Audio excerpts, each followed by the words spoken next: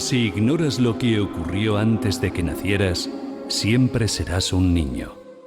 Cicerón. Una hora con la historia, un nuevo enfoque del pasado deshaciendo mitos, con Pío Moa. Pues una semana más con Don Pío Moa, una hora con la historia aquí en Informa Radio. Don Pío, bienvenido. Hola, muchas gracias. Bueno, primero alguna reflexión antes de meternos en materia. Tenemos una España muy convulsa, ¿no? En estos últimos tiempos. Sí, tenemos una España, en fin, hay esperanzas, yo creo que hay buenas esperanzas, porque hay algo nuevo, ya lo he dicho varias veces, hay dos cosas nuevas. Una, se ve una movilización de jóvenes que hasta ahora no se notaba, y hay un partido que es Vox que por lo menos se opone a toda esta gentuza, ¿no? PP y PSOE y separatistas que van juntos, siempre han ido juntos. Y bueno, hablando de otro tema, como hace unos días fue el aniversario del asesinato de Carrero Blanco, pues antes estuve en un debate sobre el libro de José María Manrique, titulado Carrero asesinado, clave de la transición, en el que se debatieron distintos puntos de vista. Desde luego, el mío era distinto de la mayoría. Hay un punto de vista, digamos que este crimen, pues se puede analizar desde dos puntos de vista, desde el punto de vista de sus consecuencias históricas generales y desde el punto de vista de los datos concretos, los detalles, si fulano dijo esto, si el otro dijo lo otro, si pasó aquello, si aquello es sospechoso, etcétera, este tipo de cosas, ¿no? Esto lo he examinado también en relación con el 11M, porque el 11M tuvo unas consecuencias verdaderamente políticas, históricas de gran alcance, que fue que ganó el PSOE. Sin embargo, o sea, el PSOE, los grandes beneficiarios fueron el PSOE y la ETA, porque a partir de ahí el PSOE se dedicó a rescatar a la ETA de la situación muy difícil en que se encontraba, ¿no? En que ya no podía asesinar prácticamente. Y esta es la cuestión principal. Ahora, aparte de eso, hay muchas cosas sospechosas en ese atentado que sería interesante, no sabemos realmente quién lo hizo. Y bueno, este tipo de atentados, mucha gente cree que están hechos para tener una determinada finalidad, consecuencia. Sí. Eso no es posible. Un atentado de este tipo, como el de Carrero, podía haber tenido una consecuencia u otra. Eso no lo puede prever el que lo hace. Realmente lo hizo la ETA. La ETA lo que quería hacer daño y en la medida posible desestabilizar. No consiguió desestabilizar nada. Y aquí, pues, en el caso del 11M pasa algo distinto. Es decir, que el PSOE con sospechosa rapidez supo sacar tajada de aquel atentado. Lo cual no quiere decir que lo hubiera hecho el PSOE o que estuviera en relación con quienes lo hubieran hecho. Bueno, pues en el caso de Carrero pasa lo mismo. Las consecuencias, en mi opinión, consecuencias políticas históricas, fueron nulas. En cambio, la cuestión de qué pasó, o sea, de los detalles, las implicaciones personales de unos y de otros, pues eso siempre es un tema que nunca se acaba. ¿Por qué digo que fueron nulas? Porque verdaderamente cuando, según la hipótesis que manejan muchos de que en realidad fue la CIA la que estaba detrás del atentado, que allí se expuso en el debate, ¿no?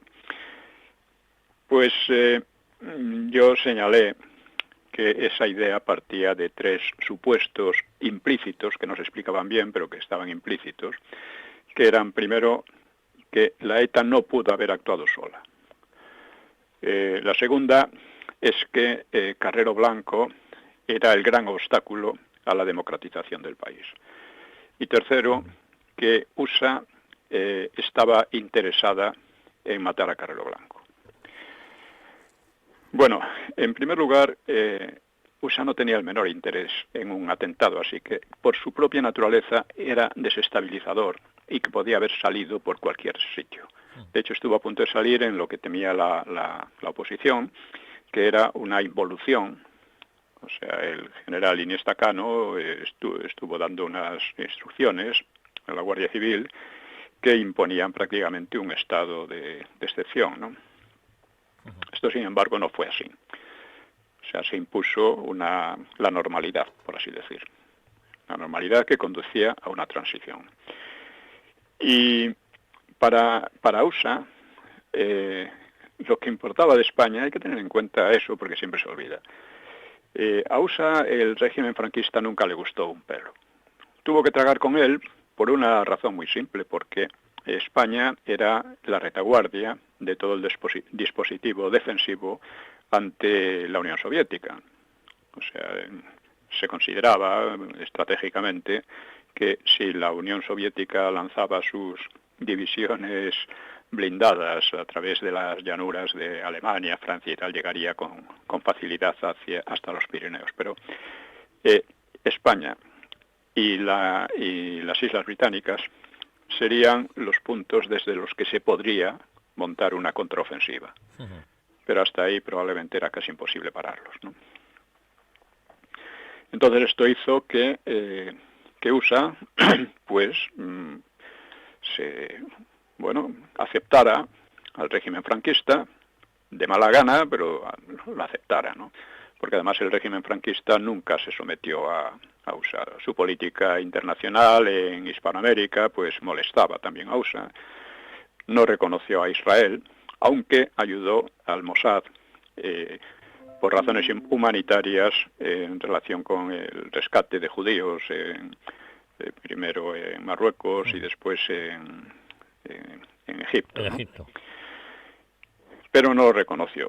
Lo reconoció, entre otras cosas, porque a pesar de toda la ayuda que prestó Franco a los judíos durante la Segunda Guerra Mundial, pues el gobierno israelí pues estuvo siempre en contra, estuvo a favor del aislamiento de España. Eso aparte de que, claro, España se llevaba bien con la mayoría de los países árabes. Y eso era mucho más importante para España que el apoyo de Israel. Porque gracias a ese apoyo de los países árabes, hispanoamericanos y otros, pues España pudo salir del aislamiento. Mientras que los países europeos, Israel, USA, etcétera, pues votaban generalmente en contra, ¿no? Que España no entrara en la ONU, etcétera. Es decir, USA, lo que le interesaba fundamentalmente de España es que no hubiera follones aquí. O sea, el régimen se había demostrado que era un régimen estable, que era un régimen anticomunista, en ese sentido era un régimen fiable, y lo último que quería era que aquí hubiera desestabilización. Sí, quería que España fuera hacia una democracia del estilo de Europa occidental, aunque hay que decir que eso parece que lo quería todo el mundo, incluido en el régimen. Se hablaba de entrar en Europa, en fin, el europeísmo era el alfa y el omega de la política, ¿no? De casi todos los partidos y de todos, ¿no? Europeísmo que a saber cómo lo entendía cada uno de ellos, claro. Que esa es otra cuestión. Y ya digo, Kissinger lo último que quería era que aquí se creara una situación que no se supiera por dónde podía salir. Y efectivamente el asesinato de Carrero habría podido ocurrir eso. Hay que recordar también que la oposición se metió casi literalmente debajo de la cama, porque no estaba en condiciones de aprovechar ese atentado. Al contrario, además para el Partido Comunista le desarboló por completo una gran campaña internacional que estaba montando con el juicio 1001 a los dirigentes de comisiones obreras. Pues eso fue una parte, es decir, USA no tenía interés en un atentado así que era desestabilizador por su propia naturaleza. En segundo lugar, claro, la ETA pudo haberlo hecho. Claro, todo el mundo dice que no podía haberlo hecho sola. ¿Y por qué no podía haberlo hecho sola? Claro que tuvo ciertas ayudas, sobre todo el Partido Comunista. Porque de eso sí que hay seguridad. Hubo algunos miembros del Partido Comunista que se separaron como Sastre, La Forest, etcétera, pues se separaron del Partido Comunista. No se sabe si fue una separación real o fue un fingimiento para facilitar las cosas, infraestructura y tal, aquí en Madrid a los etarras, ¿no? No se sabe, pero en fin, estos son ya detalles. Pero realmente la ETA pudo haberlo hecho. ¿Por qué? Pues porque las posibilidades eran muy grandes. Alguien dijo, Miguel Platón dijo en otro momento, algo que yo no recordaba, pero que es verdad, que a un amigo nuestro que ya murió, que estuvo en la cárcel en los años 60, pues que alguien le había comentado que Carrero iba todos los días a misa allí a la iglesia esa. Había una confianza enorme. Eso se podía haber enterado cualquiera. Hubo alguien, el misterioso elemento del ¿cómo se llama?, del Mindanao. El Mindanao, el Hotel Mindanao, sí, la cafetería. Sí, que dijo tal y cual. Bueno, sí, todo eso es interesante, indudablemente es así. Pero lo que nos interesa es que el proceso de transición no se interrumpió para nada. Porque ya estaba entonces un poco pues, no sé, estaba en la mente de todos, estaba en la mente de Carrero. Carrero había tratado con tamames, incluso pensaba en comunistas que no hubieran hecho la guerra para asegurar una transición tranquila. El gran problema aquí de la transición para el franquismo y también para USA era que no fuera un follón que llevara a una nueva república o algo parecido, sino que lo que se había decidido, que era la monarquía de Juan Carlos, que era una transición tranquila en lo posible, que casi lo fue, no fue del todo tranquila por la ETA y por el Grapo, pero esencialmente se consiguieron todos los objetivos, ¿no?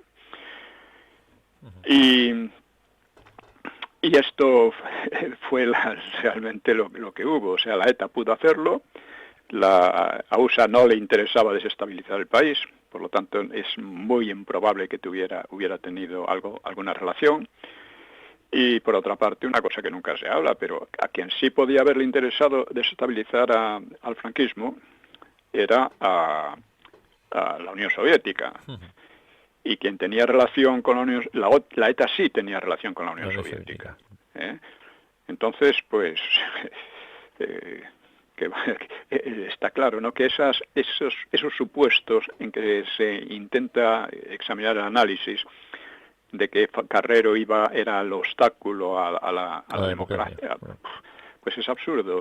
Carrero no quería la democracia, claro, por supuesto, ¿no?, ni Franco, pero más o menos veían que el régimen estaba en las últimas, y ahí se plantea una cuestión muy fundamental. ¿Quién fue el que privó al franquismo de un futuro? Pues, en fin, se habló allí de que hubo en los años 50 un proyecto de estructurar el Estado de acuerdo con las ideas falangistas de Arrese, pero según decía Jesús Palacios, que estaba en el debate, pues pudo haber cuajado, porque Franco se mostró de acuerdo en principio, pero se echó atrás ante la oposición de la Iglesia. Y es que el régimen ni era falangista, ni era carlista, ni era incluso monárquico, excepto muy oficialmente y sin rey, claro, sino que era católico, se declaró católico. O sea, no solo católico confesional, sino católico político. Y esto entrañaba cierta contradicción, porque el catolicismo no es una doctrina política. Por lo tanto, cuando en el Vaticano II, el Concilio Vaticano II, toma forma el diálogo con los marxistas, que significaba la ruptura del diálogo con el franquismo, pues el franquismo pierde, en un sentido profundo, su razón de ser, más allá de su carácter anticomunista y de unos éxitos prácticos que no han tenido precedentes ni consecuentes en al menos 2 siglos, ¿no? El franquismo fue una época en muchos aspectos dorada para España, ¿no? No obstante, a pesar del boicot de la Iglesia al franquismo, porque fue un boicot real, gran parte de la Iglesia empezó a apoyar a los separatistas, a los comunistas, a los terroristas, a la ETA misma, ¿no? Pues a pesar de ello, pues la Iglesia retuvo influencia en el país y dentro del propio régimen, pero esta vez fue tomando otra forma, la forma democristiana, que tiene un poco el mismo problema que el llamado nacionalcatolicismo, ¿no? Mal llamado, pero en fin. Y es que el cristianismo puede adaptarse a la democracia y a otros sistemas, pero no es una teoría política. Y la democracia cristiana pues lo convierte en una especie de teoría política. Y aunque había democristianos franquistas, o sea, favorables al régimen, la tendencia general era a despegarse del régimen y a dialogar con los comunistas, e incluso a promover los separatismos y hasta el terrorismo etarra, como digo. Apareció, por ejemplo, una revista llamada Cuadernos para el diálogo con los marxistas, evidentemente, y era democristiana. Y además patrocinada por un exministro de Franco. Y esta revista, pues por ejemplo, llegaba a publicar pues un artículo artículos abiertamente procomunistas, incluso uno de este intelectual que era del País, que escribió unos libros, unas novelas ilegibles. ¿Cómo se llama, hombre? Cuando vino Solzhenitsyn aquí a España, sí. Pues diciendo que Solzhenitsyn, que no tenían que haberlo soltado del Gulag. Sí, eso. O sea, era Juan Benet. Este era el intelectual que escribía una revista supuestamente cristiana de diálogo con los marxistas, ¿no? Uh-huh. Además, había otro problema aquí con respecto a los separatismos, y es que los líderes del PNV y de lo que sería Convergencia y Unió de Cataluña, pues eran también democristianos. Eran democristianos Arzallus y compañía, y Pujol y compañía.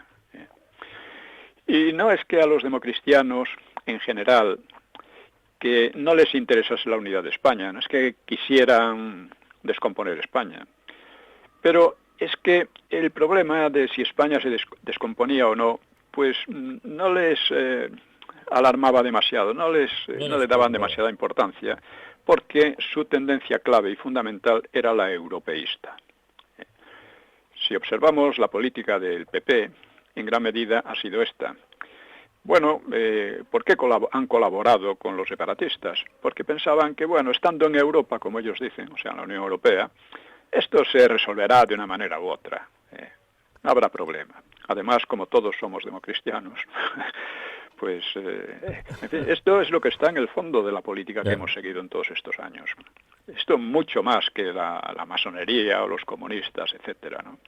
Es la evolución democristiana de la Iglesia a partir del Vaticano II. La idea de la Unión Europea, que era perseguida tenazmente a partir de la economía, era una idea que nació después al terminar la Segunda Guerra Mundial, era fundamentalmente democristiana, aunque luego se tiñó de carácter socialdemócrata y hasta hacerse hoy día algo así como LGTBI.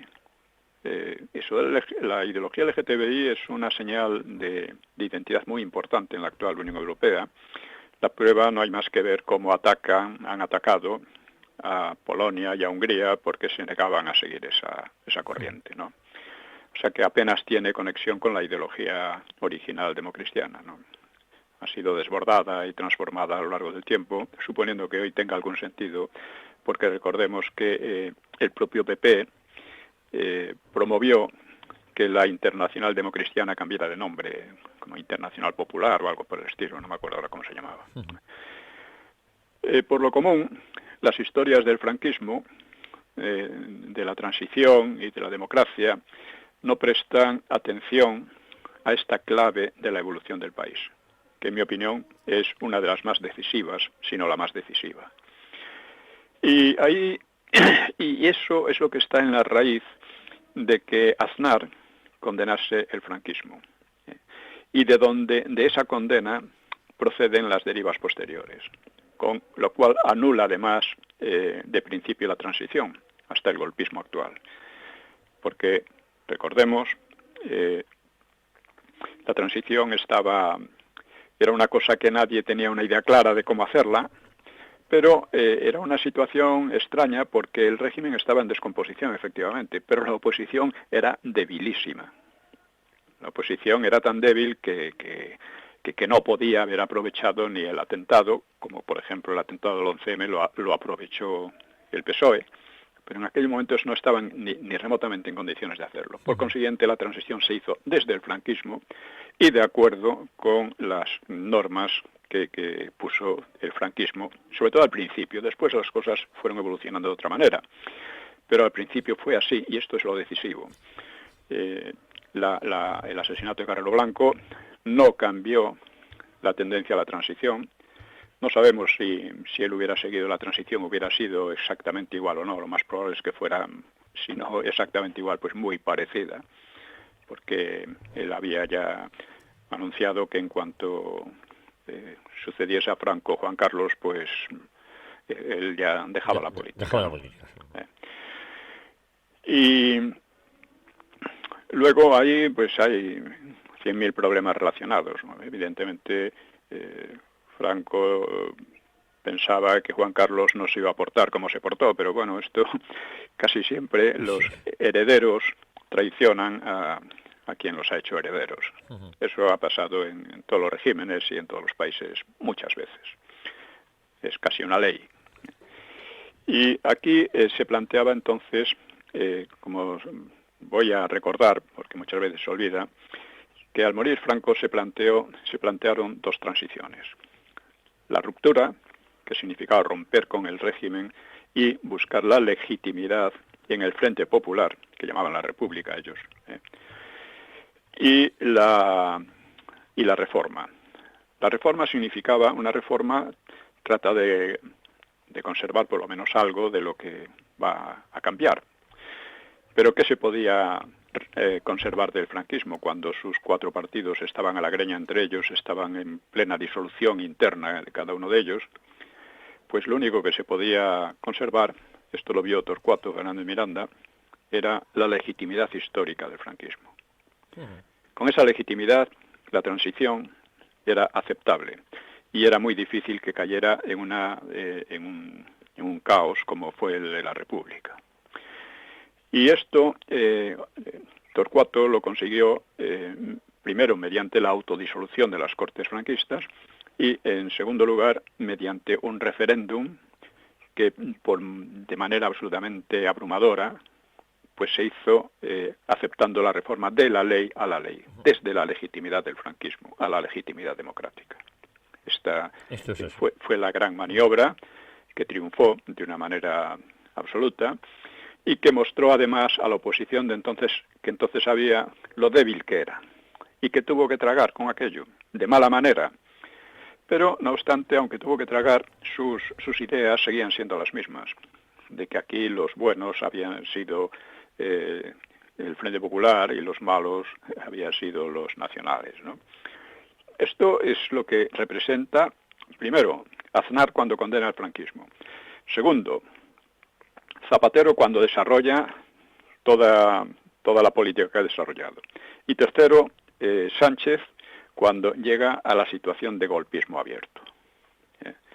Golpismo abierto, pero un golpismo al estilo nazi, no al estilo del año 34. De octubre del 34. No, es al estilo nazi. Utilizar las leyes para destruir la legalidad. Y eso es la situación en la que estamos, y es muy conveniente entender cómo se ha ido produciendo a lo largo de todo este tiempo. Y es también importante señalar otro aspecto clave en el que vengo insistiendo, y es la idea de transformar España en una confederación republicana de naciones. O sea, esto lo ha dicho implícitamente, no se atreven a decirlo de manera muy clara, aparece en libros, en comentarios y cosas así, ¿no? No se atreven a decirlo de manera clara y abierta como un programa, pero cuando uno ya Feijóo decir que Galicia es una nación sin Estado, que Galicia, Vascongadas y Cataluña se pueden entender muy bien porque están en la misma situación, cuando dice que él en Galicia nunca habla en español. Hombre, está muy claro por dónde va y por dónde va el PP. que es por donde va también el PSOE y por donde van los separatistas. Y esta idea, insisto, ya se expresó en 1918 a partir de del fin de la Primera Guerra Mundial, que fue lo que acabó con los imperios austrohúngaro, ruso, otomano y alemán, y creó en el centro de Europa pues una serie de países nuevos que complicaron muchísimo la situación a partir de la idea de la autodeterminación. Bueno, pues esto es el origen de todos estos problemas que tenemos ahora.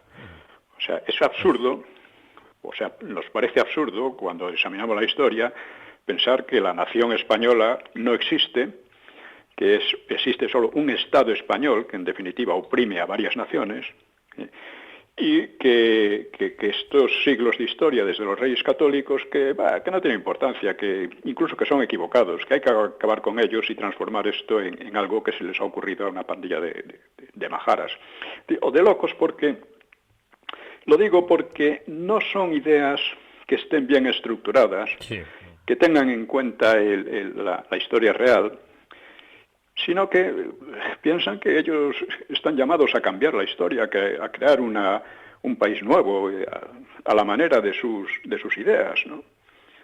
Y esto además va combinado con la idea de la disolución de España en la Unión Europea, en la OTAN, de la pérdida de soberanía. ¿Por qué? Pues porque eso no es importante para ellos. Para ellos es importante lo que llaman Europa, y siempre digo lo mismo. Vamos a ver. Ustedes son muy europeístas, a ver qué ensayos, qué análisis, qué trabajos tienen sobre su Europa, porque no tienen nada, no han publicado nada, no han producido nada que intelectualmente valga la pena.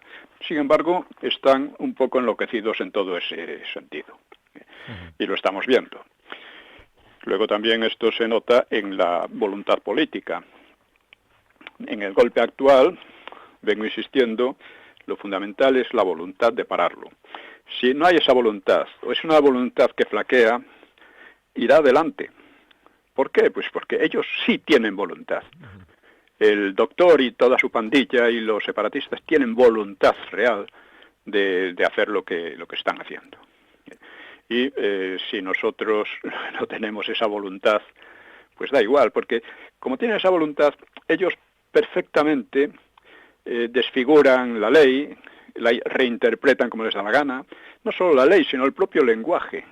Llaman a la traición, pues, democracia, llama un poco lo que pasaba con el Frente Popular, que dicen que era democrático. Oiga, era lo contrario más absoluto de la democracia que podemos concebir. Era el Frente Popular, cada uno de sus partidos. Bueno, pues han conseguido crear la idea, retorciendo el lenguaje y retorciendo los conceptos, de que aquellos eran los buenos, eran los demócratas, los que defendían la libertad, etcétera, ¿no? Y que, por supuesto, los nacionales eran todo lo contrario. Bueno, han conseguido imponerlo, insisto, con el apoyo del PP, de la derecha, una derecha que no se sabe muy bien por dónde ha ido, y afortunadamente ahora está Vox, que como defiende la unidad nacional y defiende la democracia, sobre esos dos principios, aunque pueda tener fallos, sobre esos dos principios ya es la alternativa a todo lo demás. Es la alternativa, esos principios, aunque no trata la cuestión de Franco, esos principios vienen del franquismo, quieras que no. En fin, bueno, pues con esto podemos pasar quizás al tema que nos ocupa hoy, ¿no? Pues sí, porque estamos tratando de los mitos del franquismo, no los mitos de la guerra civil, sino los mitos del franquismo, ¿no? Que es un libro que escribí hace varios años. Sí. Y hemos estado hablando de la División Azul, en fin, de la implicación de España en la Segunda Guerra Mundial, la neutralidad, pero vamos, con la División Azul, aparte de otras cosas menores, ¿no? Y vamos a seguir con ello. Vamos a ver un poco cuál fue la postura de los aliados frente a España. La postura de Alemania ya la vimos en otra ocasión. Fue un poco presionar para que España entrara en la guerra, no lo consiguió. Franco no estaba en condiciones de negarse abiertamente, pero consiguió un poco dar vueltas, ganar tiempo, hasta que ya no no fue posible, ¿no? La entrada, ¿no? Bueno, pues aparte de su despego por la democracia liberal, pues Franco sentía antipatía, digamos, histórica hacia Inglaterra y hacia USA, ¿no? Él no simpatizaba con la democracia liberal porque en España el intento de una democracia liberal de la República resultó caótica y derivó a la guerra civil, ¿no? Pero en relación con Inglaterra, pues Inglaterra había sido más enemiga que amiga de España durante siglos. La pérdida de la América hispana se debió en gran medida a las intrigas y al apoyo militar inglés. Y mientras construía su imperio, pues Inglaterra se había afanado en destruir el imperio español, valiéndose además de la masonería, en todos los casos, que era un motivo más por lo que Franco le tenía aversión. Y por otra parte, claro, permanecía Gibraltar, como era un recordatorio ominoso de la arrogancia inglesa y de la decadencia española. Además, no había pasado aún medio siglo desde la guerra de 1898, que fue una agresión useña sobre texto de la voladura del acorazado Maine, atribuida falsamente a España, y con la que USA se adueñaría de Filipinas, de Puerto Rico, indirectamente de Cuba, y de otras islas españolas en el Pacífico, y además fomentando una propaganda antiespañola, hispanófoba, por toda América, ¿no? Mientras que España no había tenido conflictos importantes ni remotamente semejantes con Alemania o con Italia. Por consiguiente, era lógico simpatizar con ellos en este caso, ¿no? Bueno, estas diferencias ideológicas y nacionales pues pesaban lógicamente en favor del eje Roma-Berlín, Roma-Berlín-Tokio, aunque lo de Tokio quedaba mucho más lejos, ¿no? Pero como hemos visto, a Franco no le gustaba nada una guerra en Europa Occidental, entre Alemania y Francia e Inglaterra. No le interesaba porque evidentemente pensaba que de esa guerra solo iba a sacar tajada los comunistas, ¿no? Stalin. Y además de que si España entraba, pues lo más probable es que saliera destrozada, apenas iniciada su reconstrucción después de la guerra civil. Y aquí el único beneficiario iba a ser Stalin. Por eso no le gustó en ningún momento ni un pelo esta guerra, que ya en la conferencia de Múnich pues casi se planteó y casi estalló. Y ya entonces Franco dijo que España permanecería neutral, lo cual irritó mucho a los alemanes y a los italianos, porque le estaban ayudando y decían, coño, te estamos ayudando a ganar la guerra civil y dices que si nos metemos en otra guerra nosotros, que tú te desentiendes, ¿no? Pues era así, porque claro, Franco podía simpatizar con Alemania e Italia, no ideológicamente, esto es importante, porque Franco no entendía bien el racismo nazi, y bueno, le simpatizaba la idea de jerarquía y de orden que representaba Mussolini, pero más allá no iba. Y,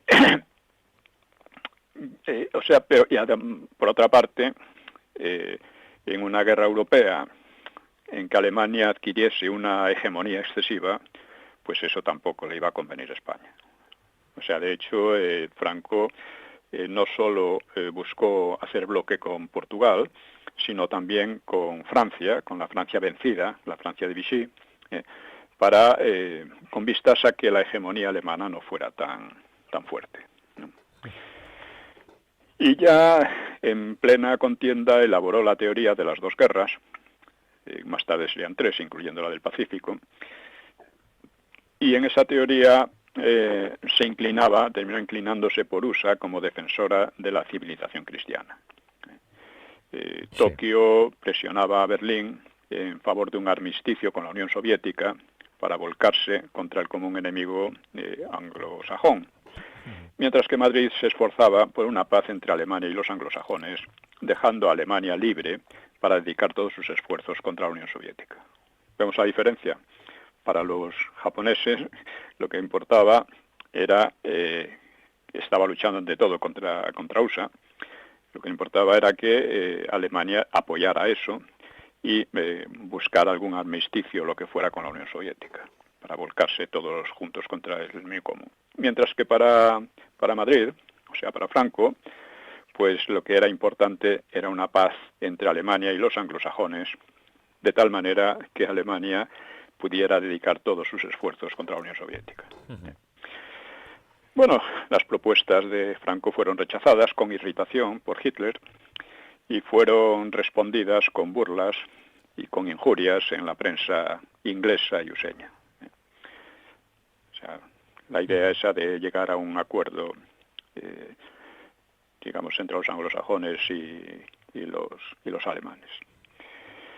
Bueno, en realidad durante la Segunda Guerra Mundial solo 5 países europeos lograron permanecer neutrales.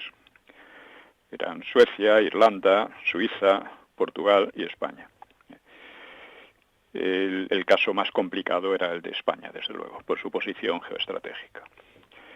Bueno, menos Portugal, que tuvo que soportar la ocupación de las Azores por los aliados, y también, y con la excepción de Irlanda, que estaba demasiado expuesta a un ataque directo de Inglaterra, pues los otros 3 colaboraron con el Tercer Reich, o sea, con Alemania. Es decir, colaboraron Portugal, España y Suiza, ¿no? Porque se ha dicho que España colaboró más que ninguna, pero es una afirmación falsa, no se puede sostener. Suiza prestó a Alemania pues importantes servicios financieros y de otros órdenes, incluido el espionaje hasta cierto punto, ¿no? Y la producción bélica alemana dependía en medida muy alta del hierro, los rodamientos de bolas, etcétera, que le suministraba Suecia. Además, Suecia también permitió el paso de tropas alemanas hacia Noruega y Finlandia, mientras que Franco no permitió el paso de tropas alemanas hacia Gibraltar y Marruecos. Es decir, que hubo quienes más colaboraron, digamos, con los alemanes, fueron Suiza y Suecia, indudablemente, ¿no?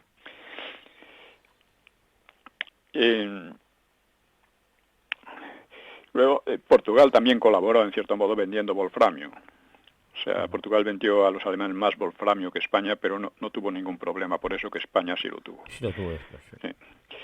La ayuda española nunca tuvo el carácter necesario que tuvieron las de Suecia y Suiza, y no incluyó el paso de tropas ni la devolución de refugiados judíos, como ocurrió en el caso de Suiza. En Suecia no sé qué decir, pero seguramente alguna vez también. Lo más esencial para España fue la División Azul, que ya hemos visto, y solo en el frente del este, no en el oeste, no en Francia o por ahí, según la teoría de las 2 guerras de Franco. La División Azul, pues claro, tuvo que resultar muy embarazosa para Churchill, porque suponía un riesgo de que Moscú declarase la guerra a España, lo cual forzaría a Londres a secundarla, y lo cual significaría seguramente la pérdida de Gibraltar y seguramente otras pérdidas mucho más complicadas, ¿no?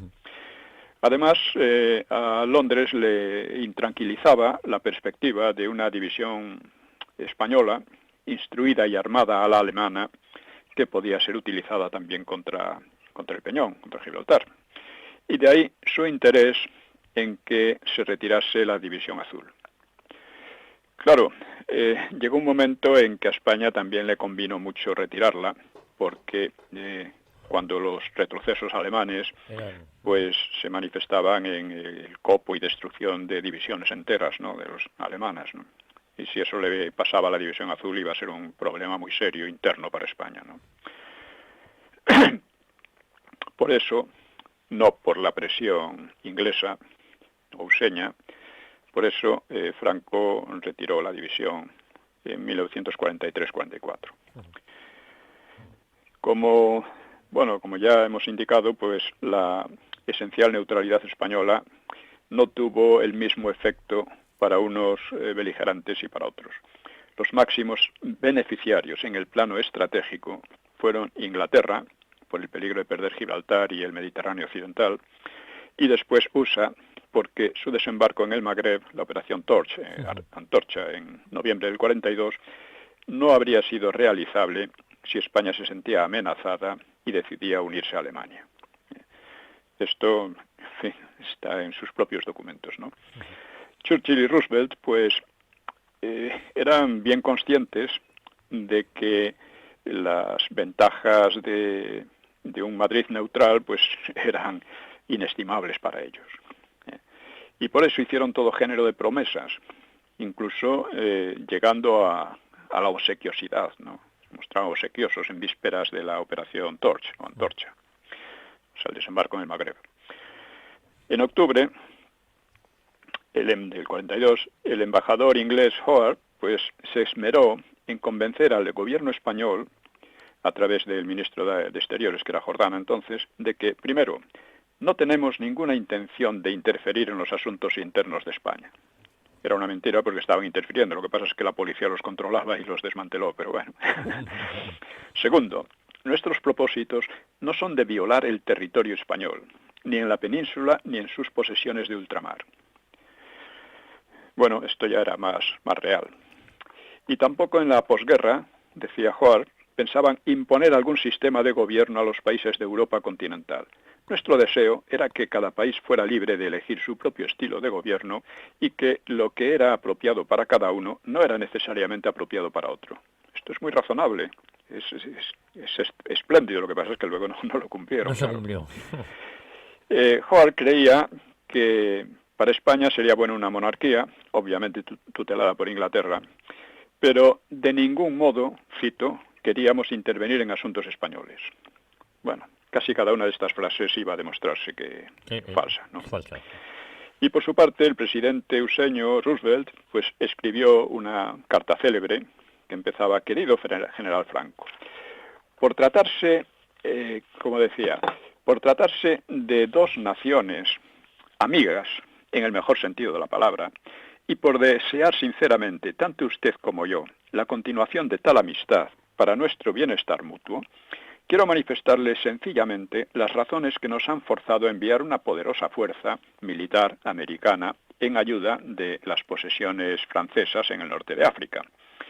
Espero que usted confíe plenamente en la seguridad que le doy de que en modo alguno, en modo alguno va dirigido este movimiento contra el gobierno o el pueblo español, ni contra Marruecos u otros territorios españoles. España no tiene nada que temer de las Naciones Unidas. Tampoco, hay que decirlo, estas palabras responderían a los hechos. Es decir, efectivamente eso fue así durante un breve periodo, luego ya no.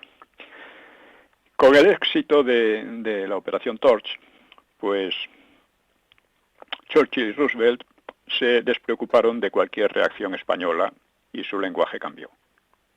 Antes de Torch tenían que mostrarse obsequiosos y diplomáticos y amables, ¿no? Pero una vez que aquello tuvo éxito con la colaboración en parte de los franceses, ¿no? De los franceses en el norte de África, bien entendido, pues ya se sintieron que ya no necesitaban para nada España, que les importaba un bledo lo que España pudiera hacer. En febrero de 1943, pues los alemanes se rendían en Stalingrado y en mayo se rendían en el norte de Túnez, con lo cual se abría paso a la invasión de Sicilia. Y entonces las cortesías con Madrid se convirtieron en presiones, amenazas e injerencias. La prensa anglosajona reproducía, bueno, llamo anglosajones a USA e Inglaterra, es una manera de hablar, pero tiene un sentido histórico, pues, y cultural, real, pero también hay que tener en cuenta las fuertes diferencias entre una y otra. Pero en este caso iban juntos y se puede hablar de así, ¿no? Pues la prensa anglosajona producía falsas informaciones sobre la España fascista, la llaman fascista, claro, presentándola como un peligro. O sea, de repente se había transformado en un peligro, ¿no? En mayo, el embajador español en Washington, Cárdenas, notificaba a Gil Robles, Gil Robles había vuelto antifranquista y juanista acérrimo, partidario de Don Juan, ¿no? Le señalaba a Gil Robles: el ambiente contra España es terrible, hasta el punto de que en varias ocasiones ha tenido el mismo Roosevelt que transmitir las órdenes de que se cargaran los buques petroleros españoles. Esto recordaba las campañas de prensa de Randolph Hearst para calentar a la opinión useña con vistas a la guerra de 1898. Es decir, inventar cosas, acusar de crímenes inventados, etcétera, al enemigo, a los españoles, ¿no? Y Carrero señalaba a Franco que un ataque aliado vendría precedido por una campaña de desprestigio, como así era. O sea que había que tener en cuenta que España podía ser atacada por los aliados. No había sido atacada por Alemania, aunque había habido planes y tentaciones, pero no llegó a serlo, ¿no? Y como quedó dicho, pues Alemania solo obtuvo, así como los anglosajones obtuvieron unas ventajas estratégicas de orden estratégico, Alemania solo obtuvo algunas ventajas tácticas de la neutralidad española, lo cual es lógico teniendo en cuenta la posición geoestratégica del país, ¿no? Así, por ejemplo, se les facilitó aprovisionamiento de algunos submarinos o facilidades de espionaje, unas facilidades de espionaje que también disfrutaban los aliados, ¿eh? O sea, la policía española pues controlaba el espionaje aliado y el espionaje alemán, los dejaba actuar, ¿eh? Según Hayes, era el embajador americano useño en Madrid, pues según Hayes, pues el gobierno español estaba perfectamente enterado de lo que llevábamos a cabo por medio de su magnífico servicio secreto. Podía haberlo impedido fácilmente, o al menos dificultado, y sin duda lo habría hecho de haber decidido servir a los intereses del eje. Lo único sobre lo que nos vigilaban estrechamente y estaban dispuestos a impedírnoslo en todo momento era el contacto con elementos subversivos del interior de España o que nos dedicásemos a actividades hostiles hacia su régimen.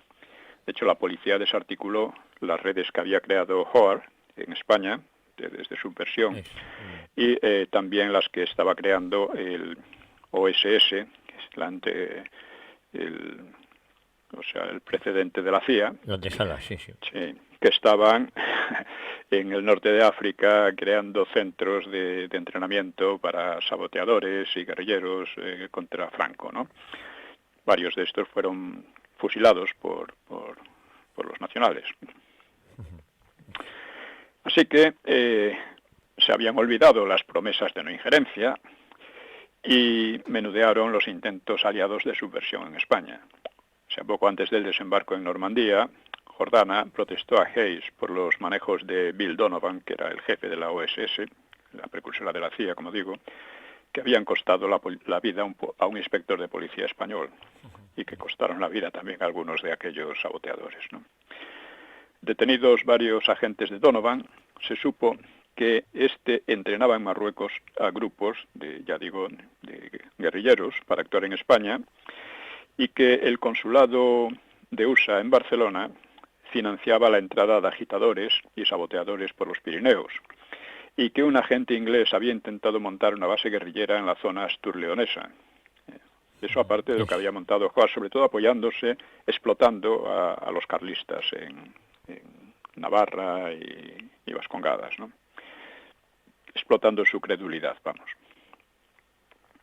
Claro que los aliados anglosajones estaban por entonces demasiado ocupados en otros frentes para prestar mucha atención a España, aunque hubo tentaciones de invadirla ante la dificultad en que estaban de avanzar por Italia. Esto lo expone Miguel Platón en su libro Hablan los militares, porque lo que pasó fue que los aliados, los ingleses y useños, pues tomaron Sicilia, después invadieron Italia y creían que iba a ser una campaña fácil porque dada la enorme superioridad de medios y tal, pero la verdad es que los alemanes se lo hicieron extremadamente difícil. Y ante eso pues habían pensado invadir España. Hubo un pensamiento, una idea, ¿no? Cosa a la que Stalin se opuso radicalmente. Stalin quería que fuera por Francia, que era lo que le convenía delante todo. porque claro, se meten en España, intervenían los alemanes, y España es un país más difícil que Italia, ¿no? Otro momento crítico pues surgió en octubre de 1943 por un telegrama que Jordana remitió a José Laurel, que era el jefe del gobierno títere impuesto por Japón en Filipinas y que era muy antiespañol, este Laurel. Y Laurel había informado a Madrid de la constitución de su gobierno títere, ya digo, de los japoneses, y Jordana le respondió deseando mantener buenas relaciones, pero sin ofrecer el reconocimiento oficial.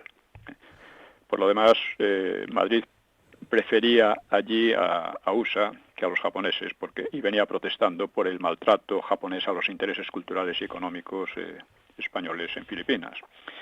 Pero Washington hizo del telegrama un pretexto para una campaña de intimidación a partir del New York Times, y propalaban que España aprovisionaba a la República de Mussolini, la República de Saló, que era lo que quedaba según iban avanzando los anglosajones por Italia, ¿no? Le propalaban el cuento de que la División Azul tenía orden de continuar en Rusia, o que los barcos españoles llevaban contrabando al Eje, ¿no? Y corrieron rumores de represalias y posible agresión armada contra España, ¿no? Luego, el escándalo que montaron con lo del telegrama de Jordana a Laurel, pues se fue disolviendo, ¿no? Por sí solo, porque no tenía base ninguna. Y los tratos ingleses con monárquicos juanistas, pues no tenían mejores augurios, ¿no? Don Pío, nos quedan unos 4 minutos, ¿eh? Bueno, pues como hemos dicho en otras ocasiones, el interés de Inglaterra era sustituir a Franco por Don Juan. Don Juan se había formado en la Armada inglesa. Inglesa, claro.